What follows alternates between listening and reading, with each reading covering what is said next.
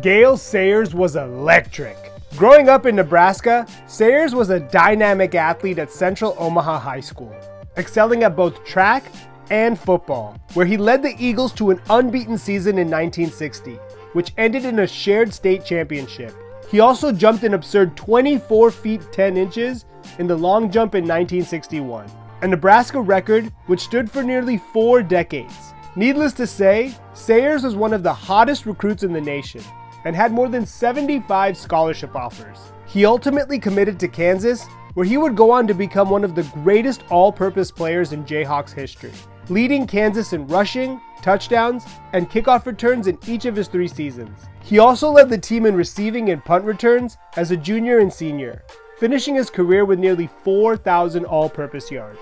Sayers' speed and ability to shift gears earned him the nickname the Kansas Comet, and he would every bit live up to his reputation in the pros. After being drafted 4th overall by the Bears in 1965, Sayers would waste no time putting the league on notice, scoring a rookie record 22 touchdowns, with 6 of them coming in one game. He also had a rookie record and league-leading 2,272 all-purpose yards. The 22 touchdowns are still the most by a rookie in NFL history, and the all-purpose yards are 3rd. Bear in mind, this was at a time when the NFL season was only 14 games long. Sayers would go on to narrowly beat out fellow teammate Dick Butkus, who was drafted 1 spot ahead of him, for Rookie of the Year honors. He would also lead the league in scoring, receive his first of 5 consecutive first-team All-Pro honors, and be named to his first of 4 Pro Bowls. He would somehow raise the bar the following year and improved his production nearly everywhere, and would earn his first rushing title and finish 5th in MVP voting. While Sayers would once again have a highly productive 3rd season, he did see a slight reduction in the number of opportunities he received, particularly as a pass catcher. Heading into his 4th season, business seemed to be as usual, until disaster struck. In Week 9 against the 49ers, Sayers suffered a career-altering knee injury, tearing multiple ligaments and cartilage. With surgery and medicine not being as advanced as they are today, many assumed his career was over. However, he was determined to prove otherwise, and through intense rehab and sheer will, he persevered and returned to the field in 1969.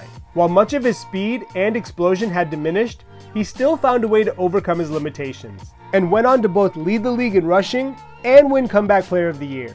Unfortunately, his comeback would be short-lived, and he would be sidelined with knee and ankle injuries for the majority of the next 2 seasons. While initially reluctant to retire, Sayers eventually reconciled himself to the inevitable and called it a career prior to the start of the 1972 season.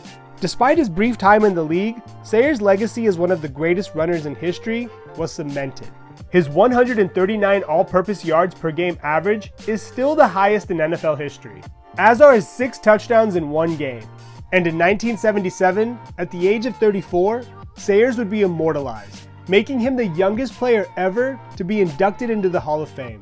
His ability to go full speed, stop, and re-accelerate was unmatched. Sayers himself articulated this best by famously stating, "Give me 18 inches of daylight. That's all I need." Had he stayed healthy, it's hard not to imagine that he and Dick Butkus could have eventually helped the Bears make a run at a title.